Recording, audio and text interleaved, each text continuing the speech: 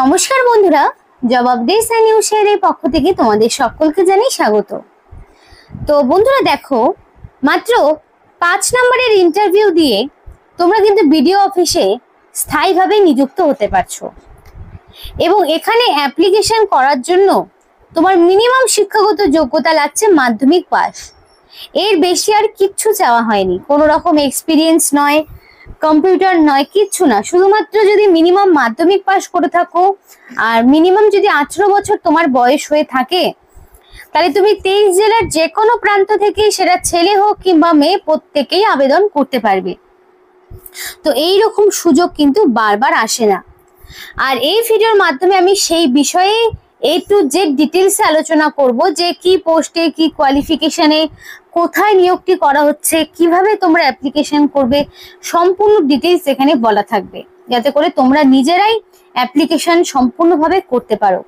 কিন্তু বিস্তারিত বলার আগে তোমাদের প্রত্যেকের কাছে আমি একটাই রিকোয়েস্ট জানাবো যে যারা এখনো আমাদের এই চ্যানেলটিকে সাবস্ক্রাইব করোনি, তারা ঝটপট চ্যানেলটিকে সাবস্ক্রাইব করে পাশে থাকা বেল আইকনটি ক্লিক করে দাও, যাতে করে পরবর্তী সমস্ত ইনফরমেশন পেয়ে যেতে পারো। তো চলো বন্ধুরা, দেরি করব না, এবার অফিসিয়াল নোটিশ নিয়ে ডাইরেক্ট বিস্তারিত A to Z সম্পূর্ণ আলোচনা তোমাদের সাথে শুরু করব। এবার দেখো, এখানে কোয়ালিফিকেশন দু রকমই রাখা হয়েছে। কি বলা রয়েছে একবার সেটা ক্লিয়ার করি। বলা রয়েছে ক্যান্ডিডেটকে মিনিমাম কোয়ালিফিকেশন থাকতে হবে secondary from any recognise board, অর্থাৎ মিনিমাম মাধ্যমিক পাস তো তোমাকে থাকতেই হবে। মাধ্যমিক পাস থাকলেই তুমি আবেদন করতে পারবে। But preference will be given to the candidate having 10+2 সিস্টেমে হায়ার সেকেন্ডারি পাস, অর্থাৎ মাধ্যমিক পাস থাকলে তুমি তো অ্যাপ্লিকেশন করতে পারছো, এইটুকুটা নিশ্চিত। কিন্তু যদি তোমার থেকে থাকে উচ্চ মাধ্যমিক পাস, তাহলে তুমি একটা এক্সট্রা প্রেফারেন্স পাবে, যাতে করে তুমি এখানে সিলেক্ট হতে পারো। তাই যারা ধরো মাধ্যমিক পাস রয়েছে সে সমস্ত প্রার্থীরাও যেমন আবেদন করতে পারবে, আর যারা উচ্চ মাধ্যমিক রয়েছে তারাও এখানে অ্যাপ্লিকেশন করতে পারবে। ওই জন্যই বলা রয়েছে যে প্রেফারেন্সটা উচ্চ মাধ্যমিক পাস যোগ্যতা যদি কারোর থেকে থাকে, তারাই কিন্তু প্রেফারেন্সটা পাবে, অগ্রাধিকার পাবে, সুযোগটা তাদেরকেই দেওয়া হবে, এক্সট্রা মার্কসও তারাই পাবে, সেটাই বলা রয়েছে। এবং অবশ্যই সেটা 10+2 সিস্টেম এবং এনি রেকগনাইজ বোর্ড হতে পারে, সেন্ট্রাল বা স্টেট গভর্নমেন্টের আন্ডারে থাকা যে কোনো বোর্ডের পক্ষ থেকেই হতে পারে। আশা করি এইটুকুটা ক্লিয়ার হয়েছে। এবং অ্যাপ্লিকেশন করতে হলে অ্যাপ্লিকেশন ফর্মটি পূরণ করে 9th জুনের মধ্যে তোমাকে কমপ্লিটলি অ্যাপ্লিকেশন সাবমিট করে ফেলতে হবে। বিকেল 4টে পর্যন্ত সময় রয়েছে। অফলাইন অ্যাপ্লিকেশন তুমি চাইলে বাই পোস্ট অথবা তোমরা বাই হ্যান্ডও জমা করতে পারো, স্পিড পোস্টের মাধ্যমেও অ্যাপ্লিকেশন সাবমিট করতে পারো, কিন্তু 9th জুনের মধ্যে তোমাকে কমপ্লিটলি অ্যাপ্লিকেশন সাবমিট করতে হবে। তো এখানে দেখো, বাই হ্যান্ড, বাই পোস্ট বা স্পিড পোস্ট এগুলো হবে, কিন্তু অন্য কোনোভাবে কিন্তু অ্যাপ্লিকেশন গ্রহণযোগ্য হবে না। যেই মোডগুলো বললাম সেই মোডেই তোমাকে পাঠাতে হবে। এবার অ্যাপ্লিকেশনটা ক্যান্সেল হয়ে যেতে পারে যদি তুমি proper application form fill up না করো, এবং লাস্ট ডেট পেরিয়ে যাওয়ার পরে যদি তুমি অ্যাপ্লিকেশন পাঠাও বা তোমার অ্যাপ্লিকেশন কোনো পোস্টাল কোনো সমস্যার কারণে যদি দেরিতে পৌঁছায়, তাহলে কিন্তু সেই অ্যাপ্লিকেশন রিজেক্টেড লিস্টেই থাকবে। এবং এখানে শুধুমাত্র শর্ট লিস্টেড যারা ক্যান্ডিডেট থাকবে, সেই শর্ট লিস্টেড ক্যান্ডিডেটকে ডাকা হবে ইন্টারভিউ এবং পার্সোনালিটি টেস্টের জন্য। ইন্টারভিউ এবং পার্সোনালিটি টেস্টের মাধ্যমে তোমাদেরকে ফাইনাল সিলেকশন দেওয়া হচ্ছে, অর্থাৎ কোনো রকমের রিটেন টেস্ট কিন্তু দিতে হচ্ছে না। এটা কিন্তু একটা প্লাস পয়েন্ট যে রিটেন টেস্ট নেই, শুধুমাত্র ওয়াক ইন ইন্টারভিউ এবং পার্সোনালিটি টেস্ট দিয়েই তোমরা এখানে সরাসরি নিযুক্ত হতে পারছো। তো খুবই ভালো সুযোগ প্রত্যেকেরই জন্য। তো এই সুযোগটা হাতছাড়া করলেই তোমরা কিন্তু সমস্যায় পড়বে। আর খুব বেশি নয়, মাত্র তোমাদের 5 নম্বরের ইন্টারভিউ এবং বাকি এডুকেশনাল কোয়ালিফিকেশন আর পার্সোনালিটি টেস্টের উপর বেস করেই হবে। এবার অ্যাপ্লিকেশন ফর্মটি তোমাদেরকে পূরণ করে দেখাবো কিভাবে পূরণ করতে হচ্ছে। অফিসিয়াল ওয়েবসাইটে এই অ্যাপ্লিকেশন ফর্ম তোমরা পেয়ে যাবে। ফার্স্টে full name in block letter, অর্থাৎ ব্লক লেটারে তোমার নাম থাকবে, তোমার বাবার নাম বা হাজবেন্ডের নাম। এবার যেহেতু এখানে তোমাদের প্রত্যেকটি ভিডিওতেই বলা হয়ে থাকে যে তোমরা হচ্ছে মিনিমাম মাধ্যমিক কোয়ালিফিকেশন অনুযায়ী তোমাদের নাম এবং বয়স সবটা পাঠাতে হবে।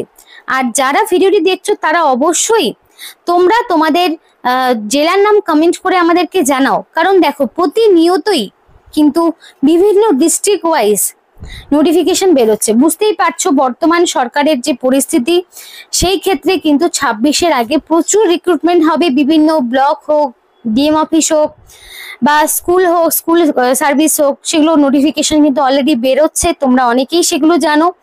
তো যারা ধরো মিনিমাম মাধ্যমিক উচ্চ মাধ্যমিক কোয়ালিফিকেশনে লোকালেই কাজ করতে চাইছো, জব করতে চাইছো, তাদের কথা বলছি। মাধ্যমিক উচ্চ মাধ্যমিক কোয়ালিফিকেশনে যারা রয়েছো তারা তোমরা অবশ্যই তোমাদের জেলার নাম কমেন্ট করো, কারণ এমন অনেকেই রয়েছে যারা নিজের জেলাতে নিজের লোকেশনেই কাজ করতে চায় বা জব করতে চায়। তো তাদের ক্ষেত্রেই বলছি অবশ্যই জানাও সেগুলো। তারপরে তোমাদের গার্জেনের নাম বর্তমানে যিনি রয়েছেন, বাবা অথবা তোমার হাজবেন্ড হতে পারে, যেহেতু বিবাহিত অবিবাহিত প্রত্যেকেই আবেদন করতে পারবে। ডেট অফ বার্থ অবশ্যই সাপোর্টিং ডকুমেন্ট সহ, কারণ মাধ্যমিকের অ্যাডমিটটাই তোমাকে দিতে হচ্ছে, তো সেই অনুযায়ী যে ডেট অফ বার্থটা সেটাই তোমাকে দিয়ে দিতে হবে। Gender male female both application করতে পারবে, আদার্সরাও এর সাথে ইনক্লুড রয়েছে। অ্যাড্রেস উইথ পোস্টাল অ্যাড্রেস, মানে ধরো first of all village, post office, police station, district, pincode and state, overall সমস্ত রকম ইনফরমেশন তোমাকে দিতে হবে। কন্ট্যাক্ট নাম্বারটা দিতে হবে অবশ্যই ভ্যালিড, এবং মেল আইডিটা অবশ্যই ভ্যালিড দিতে হবে। তো কন্ট্যাক্ট নাম্বারের জায়গায় অবশ্যই ভ্যালিড কন্ট্যাক্ট নাম্বার, এবং মেল আইডির জায়গায় অবশ্যই ভ্যালিড মেল আইডি তোমাকে দিতে হবে, যাতে করে সিলেকশন প্রসেসের অল ইনফরমেশন তুমি পেয়ে যেতে পারো। এবং এসসি এসটি ওবিসি যদি কিছু থাকে, জেনারেল হলে তো দিতে হচ্ছে না, কিন্তু যদি এসসি এসটি ওবিসির মধ্যে তুমি বিলং করে থাকো তাহলে তোমাকে অবশ্যই সেটাকে দিতে হবে। এডুকেশনাল কোয়ালিফিকেশনের সাপোর্টিং ডকুমেন্টস সহ, এডুকেশনাল কোয়ালিফিকেশন মাধ্যমিক পাশও দিতে পারো যারা মাধ্যমিক পাশে বিলং করছো, যারা উচ্চ মাধ্যমিক পাশে বিলং করছো তারা উচ্চ মাধ্যমিকের ইনফরমেশন সাথে ডকুমেন্টস তো অবশ্যই মাধ্যমিক উচ্চ মাধ্যমিক দুটোই দিতে হচ্ছে যারা উচ্চ মাধ্যমিকে হয়ে অ্যাপ্লিকেশন করছো। আদার্স কিছু কোয়ালিফিকেশন থাকলে দিতে পারো, না থাকলে কোনো সমস্যা নেই, কারণ কি ম্যান্ডেটরি নয়। এক্সপিরিয়েন্স থাকাটাও ম্যান্ডেটরি নয়, সুতরাং এক্সপিরিয়েন্স না থাকলেও সমস্যা নেই। আর এখানে তোমাদের ব্লক কিন্তু অনেকগুলোই রয়েছে, তো সেক্ষেত্রে তুমি কোন ব্লকের হয়ে অ্যাপ্লিকেশন করছো, ব্লক 1-এ কোন ব্লক রাখতে চাইছো, 2-তে কোনটা প্রেফারেন্সে রাখতে চাইছো, সেই অনুযায়ী তুমি তোমার মতন করে সিলেক্ট করবে। এক্সপিরিয়েন্স থাকলে দেবে, না থাকলে দেওয়ার প্রয়োজন হচ্ছে না। এবং লাস্টের দিকে কিন্তু ক্যান্ডিডেটকে একটা ফুল সিগনেচার করতে হবে, অবশ্যই সেটা রানিং হ্যান্ডরাইটিং এ, প্লেসের জায়গায় প্লেস আর ডেটের জায়গায় ডেট দিয়ে অ্যাপ্লিকেশন ফর্মটিকে পূরণ করতে হবে, করে স্পিড পোস্টে বাই হ্যান্ডেও চাইলে পাঠাতে পারো, সমস্যা নেই। এবার ডকুমেন্টস কি কি দেবে, অবশ্যই এজ প্রুফ থাকবে, এজ প্রুফ হিসেবে মাধ্যমিকের অ্যাডমিট থাকছে। তারপরে ধরো অ্যাড্রেস প্রুফ থাকবে, অ্যাড্রেস প্রুফ হিসেবে আধার ভোটার এগুলো থাকবে। তারপরে ধরো মাধ্যমিকের অ্যাডমিট মার্কশিট সার্টিফিকেট, তেমনই আবার উচ্চ মাধ্যমিকের অ্যাডমিট মার্কশিট সার্টিফিকেট, এই ওভারঅল সমস্ত রকম ইনফরমেশন গুলো তোমাকে দিতে হবে। আদার্স কোয়ালিফিকেশন না থাকলেও সমস্যা নেই, কাস্ট সার্টিফিকেট থাকলে দেবে, রিসেন্ট কালার পাসপোর্ট সাইজের ফটো থাকলে তোমাকে অ্যাটাচ করতে হবে। তো এই ডকুমেন্টস গুলো তোমাকে কিন্তু দিতে হবে। আর এখানে তোমাকে একটা ফটো অবশ্যই অ্যাটাচ করতে হবে, যেটা রিসেন্ট কালার পাসপোর্ট সাইজের ফটো হবে।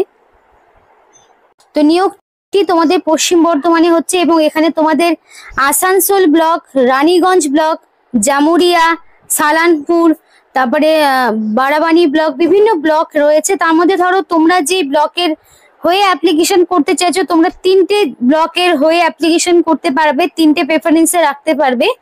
তো তোমাদের এই ব্লকগুলোর মধ্যে প্রেফারেন্সে 1-2 হিসেবে কোনগুলো রাখবে সেই অনুযায়ী তোমরা সাজিয়ে নেবে অ্যাপ্লিকেশন ফর্মটি।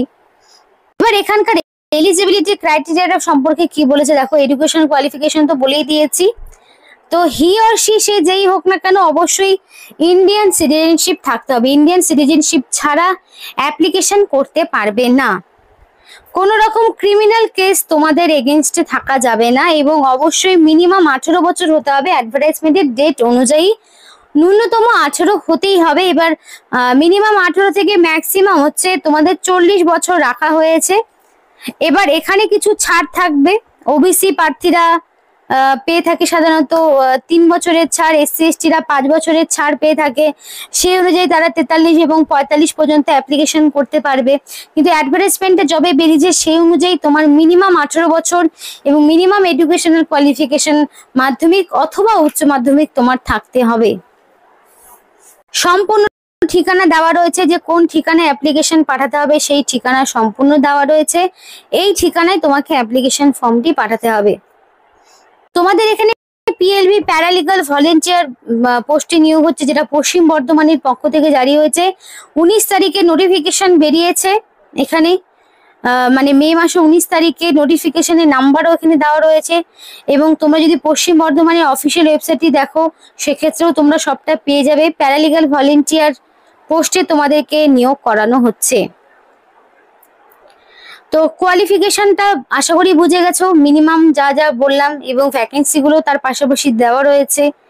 তো এই যে বেসিক কোয়ালিফিকেশন গুলো বললাম, এই পোস্টে অনেকেই কাজ করতে চায় এবং এখানে কিন্তু তোমাদের পার ডে 750 টাকা করে তোমাদের পার ডে তোমরা একটা বেতন পাবে।